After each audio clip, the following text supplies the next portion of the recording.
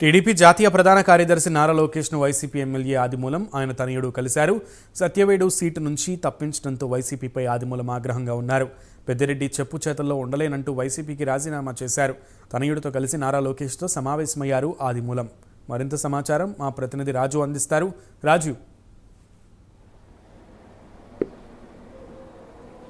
Right Sunil, మొత్తం మీద ఉమ్మడి చిత్తూరు జిల్లాలో వైఎస్ఆర్ కాంగ్రెస్ పార్టీకి ఎదురు దెబ్బ తగులుతూ ఉన్నటువంటి పరిస్థితి. మరి ముఖ్యంగా రాయలసీమలో ఇప్పటి వరకు వైఎస్ఆర్ కాంగ్రెస్ పార్టీని తన గుప్పెట్లో పెట్టుకున్నటువంటి పెద్దిరెడ్డి రామచంద్రారెడ్డికి దెబ్బ తగులుతూ ఉన్నటువంటి పరిస్థితి. ఆయన పార్టీకి సంబంధించినటువంటి ఎమ్మెల్యేలు ఆయన మీద తీవ్ర స్థాయిలో ఆగ్రహం వ్యక్తం చేస్తూ తీవ్ర విమర్శలు చేస్తూ ఉన్నటువంటి సిచ్యువేషన్.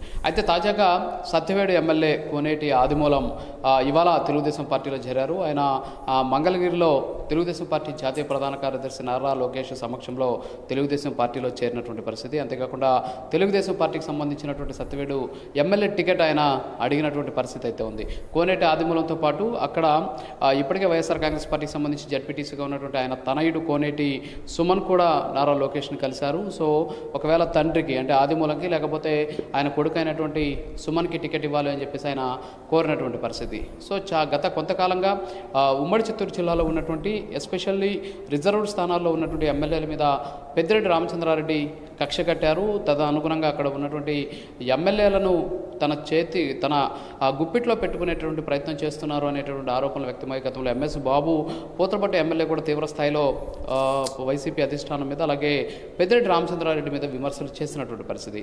అయితే తాజాగా కోనేటి ఆదిమూలం అంటే ఆయన సత్యవేడు ఎమ్మెల్యేగా ఉన్నటువంటి ఆయన పెద్దిరెడ్డి రామచంద్రారెడ్డిని ఒక 10 రోజుల క్రితం వెళ్ళి ఆయన ఇంట్లో ఆయన కాళ్లకు మొక్కి వచ్చినటువంటి పరిస్థితి. తనకు సత్యవేడు టికెట్నే ఇవ్వాలి అని చెప్పేసి. అయితే సత్యవేడికి సంబంధించినటువంటి టికెట్లకి సంబంధించి వైఎస్ఆర్ కాంగ్రెస్ పార్టీ రిలీజ్ చేసినటువంటి 4వ జాబితాలో కోనేటి ఆదిమూలం కాకుండా ప్రస్తుతం తిరుపతి ఎంపీగా ఉన్నటువంటి మధ్యల గురుమూర్తిని సత్యవేడు ఎమ్మెల్యే అభ్యర్థిగా ప్రకటించడమే కాకుండా ఆ నియోజకవర్గ బాధ్యతలు ఆయనకి అప్పచెప్పారు. కోనేటి ఆదిమూలం మాత్రం తిరుపతి ఎంపీ కాన్స్టిట్యున్సీకి సంబంధించినటువంటి ఇన్ఛార్జిగా నియమించినటువంటి పరిస్థితి. అయితే దీని మీద ఆయన మొదటి నుంచి కూడా అయిష్టంగా ఉన్నటువంటి పరిస్థితుల నేపథ్యంలో అప్పటికే వైఎస్ఆర్ కాంగ్రెస్ పార్టీ పెద్దలతో కూడా ఆయన మాట్లాడడం కూడా జరిగింది. కానీ 2 రోజుల క్రితం తిరుపతిలో జరిగినటువంటి వైఎస్ఆర్ కాంగ్రెస్ పార్టీకి సంబంధించినటువంటి సత్యవేడు నియోజకవర్గ ఆత్మీయ సమావేశానికి ఎమ్మెల్యే అయినటువంటి కోనేటి ఆదిమూలం కనీసం ఆహ్వానించలేదు. ఆయన్ని కనీసం ఆ కార్యక్రమాన్ని కూడా పిలవనటువంటి పరిస్థితి. దీంతో మనస్తాపం చెందినటువంటి ఆయన ఒక సెల్ఫీ వీడియో కూడా రిలీజ్ చేశారు.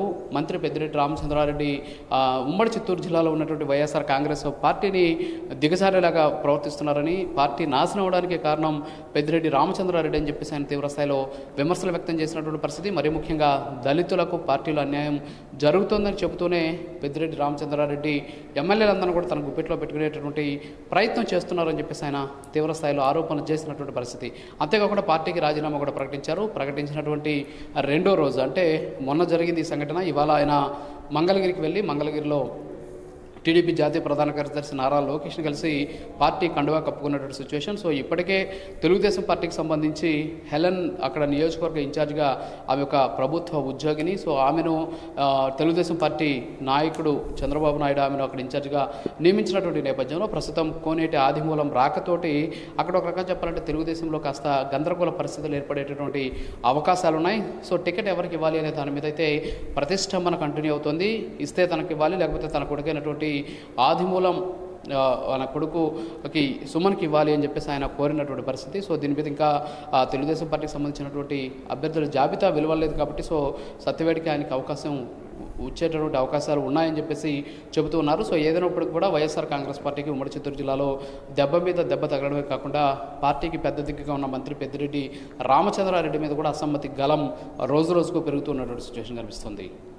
Sunil, right, thank you Raju.